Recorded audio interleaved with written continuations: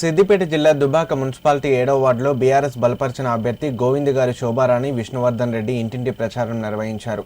ఈ సందర్భంగా వార్డులో ర్యాలీగా వెళ్లి ఇంటింటి ప్రచారంలో పాల్గొన్నారు. ఈ సందర్భంగా వారు మాట్లాడుతూ ఇంటింటి ప్రచారంలో భాగంగా ఏ ఇంటికి వెళ్లినా వార్డు ప్రజలు బీఆర్ఎస్ పార్టీకే ఓటు వేస్తామని హామీ ఇవ్వడం ఎంతో సంతోషంగా ఉందన్నారు.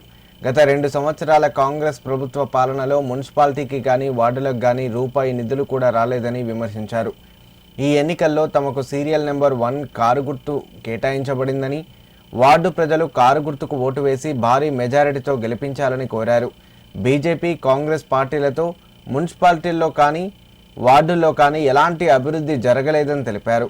అభివృద్ధికి కట్టుబడి పనిచేసే బీఆర్ఎస్ పార్టీ అభ్యర్థులను గెలిపించి భారీ మెజార్టీ అందజేయాలని పిలుపునిచ్చారు.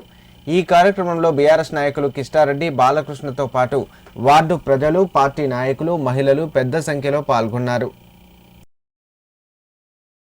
7వ వార్డు అభ్యర్థిగా గోవింద్ గారి శోభారాన్ని కేసీఆర్ గారి నాయకత్వంలో టీఆర్ఎస్ పార్టీ బలపరిచినటువంటి అభ్యర్థి ప్రభాకర్ అన్న నమ్మకాన్ని వమ్ము చేయకుండా తప్పకుండా కేసీఆర్ సంక్షేమ పథకాలు ప్రజలకు తెలుసు. మేము కూడా అందుబాటులో ఉండి అన్ని రకాలుగా 7వ వార్డు డెవలప్ చేయడానికి ముందుంటాం. మా అందరినీ ఆశీర్వదిస్తానని ఆశిస్తున్నాం. మొదటి నంబరే కారు గుర్తుపై ఓటేసి గెలిపేయాలని మా వార్డు సభ్యులందరినీ కోరుతున్నాం.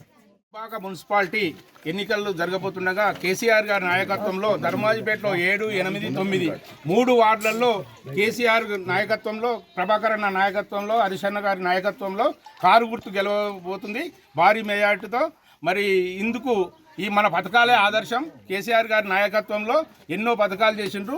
మన ప్రభుత్వం మళ్ళా 2 సంవత్సరాలకు వస్తుంది. కంపల్సరీ రైతులకు భరోసా ఇస్తుంది. పెంచిన పింఛన్లు ఇస్తారు.